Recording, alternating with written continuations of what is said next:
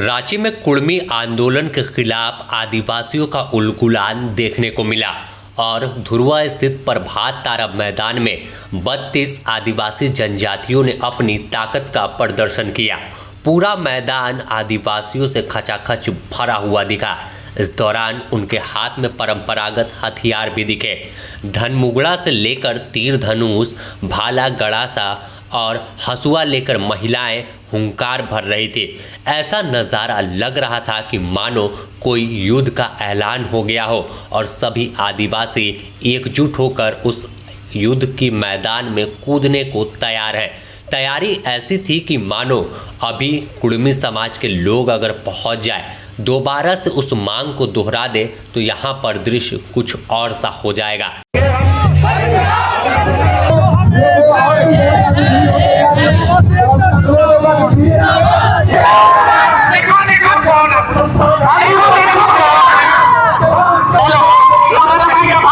जब हमने उन तमाम लोगों से बात की, इसमें युवा, बच्चे, बुजुर्ग, महिलाएं, तमाम वर्ग के जो तमाम उम्र की महिला पुरुष हर कोई पहुंचा हुआ था। मंच से हुंकार भरी जा रही थी और नीचे चिलचिलाती धूप में बैठे आदिवासी यह कह रहे थे कि अब लड़ाई आर पार की होगी। बात मणिपुर बनाने तक की पहुंच गई और सीधे तौर पर कहे तो एक बड़े आंदोलन का ऐलान कर दिया। ऐसा नज़ारा पहली बार दिखा जब तमाम आदिवासी एकजुट दिखे और प्रभात तारा मैदान को भर दिया। कहा जाता है कि प्रभात तारा मैदान वो मैदान है जिसे भरने में बड़े से बड़े राजनीतिक दल को भी ताकत लगानी पड़ जाती है, फिर भी कुछ कोना खाली रह जाता है। लेकिन यह भीड़ खुद से पहुंची थी क्योंकि मंच से हुंकार भरी गई थी और कहा गया था कि आदिवासियों के हक और अधिकार पर प्रहार हो रहा है, तो अब चुप नहीं बैठना है। जब हमने यहाँ पहुँचे लोगों से बात किया तो वह भी गुस्से में थे। एक युवती थी जो साफ तौर पर कह रही है कि आदिवासी जन्म से कोई होता है, नया नया नहीं बनता। आदिवासी बोलने से आदिवासी नहीं बनता, आदिवासी पैदा होना पड़ता है। आप अगर हक से ले रहे हैं तो आपको आदिवासी बनना पड़ेगा। तो आप जो जबरदस्ती से हमारे संस्कार के परमिट को नहीं ले सकते हैं। नेता विधायक बनकर कहते हैं कि हम टाइगर हैं। तो टाइगर है तो अपने जगह टाइगर है। हम लोग शेर है, आदिवासी हम लोग शेर है, हम लोग पैदा हुए हैं शेर। उनके कहने से उनको हक अधिकार नहीं मिल सकता है। आंदोलन उन लोग भी तैयारी कर रहे हैं। आंदोलन तैयारी किया तो हम लोग भी आदिवासी भाई बहन आंदोलन लेके आए हैं कि हम अपने समाज, अपने पारंपरिक, अपने आरक्षण उन लोग को नहीं देंगे। वो लोग हमारे आरक्षण की वजह से वो लोग आंदोलन कर रहे हैं। वो लोग कह रहे हैं कि आप लोग झारखंड मुक्ति मोर्चा सड़क पर उतारा है। क्या बोल रहे हैं? कुर्मी नेता लोग कह रहे हैं कि आप लोगों को झारखंड मुक्ति मोर्चा प्रमोट करके सड़क पर उतारा जानबूझ के।